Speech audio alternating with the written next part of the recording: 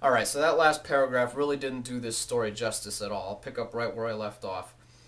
I'm in a group training class led by Steve Maxwell, who's a Brazilian Jiu-Jitsu world champion. I believe he was 54 years old at the time, and I was 20 at the time of doing this. I hadn't done much joint mobility up to this point. I certainly had never done a full body class that Steve was leading us through. And, just to say the least, this class was brutal for me. I mean, it was excruciating.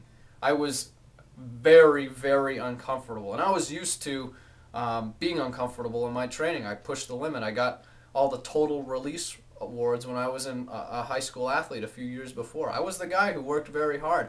But this session was brutal. I mean, like I said, very uncomfortable and oftentimes painful when I was moving through these exercises.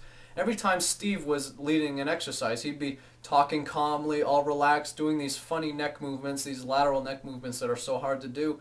And I'd be standing there, gritting my teeth, bracing, and kind of just trying to get left or get right. And I just could not understand how this 54-year-old guy who has been doing Brazilian Jiu-Jitsu for 20 or 30 years is able to move with this amount of freedom and fluidity. And me at 20 years old, in the prime of my life, I'm having so much trouble just moving my neck.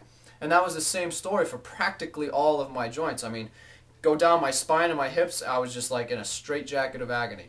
I could not move my joints. I had very specific movement patterns that I could do, like running and squatting and deadlifting and some Olympic lifting movements. Those were great, but my range of motion was near minimal. I only had enough range of motion to do the basic things that I've been used to doing. Certainly not full range of motion at each of my joints. So this whole session was like a wake-up call for me.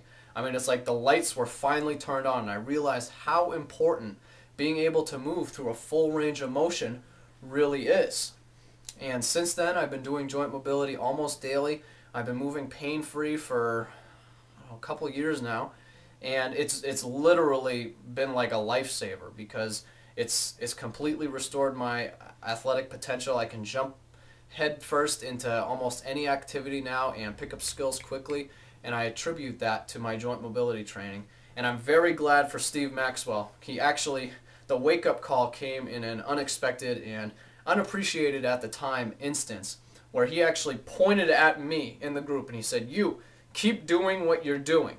And so I was doing something like this, and so I just kept doing it. I was probably thinking, hey, I'm doing something right. He's going to use me as an example. And he did use me as an example. He said, "This is what nobody should be doing. Do not do this. It's a very common mistake, and I'd have to spend some special time and attention to work with this young man to help him regain his movement freedom and get rid of all this tension." Steve used me as an example of what not to do in front of a whole class, and that was life-changing for me because I was like, wow, okay, I really got to pay attention here, and I really got to get down to business with this joint mobility stuff. That's exactly what I did, and I highly recommend that you do the same thing. So this is John Sifferman from johnsifferman.com. Be strong, be well, and enjoy the rest of the article below if you're interested in reading it. We'll see you next time.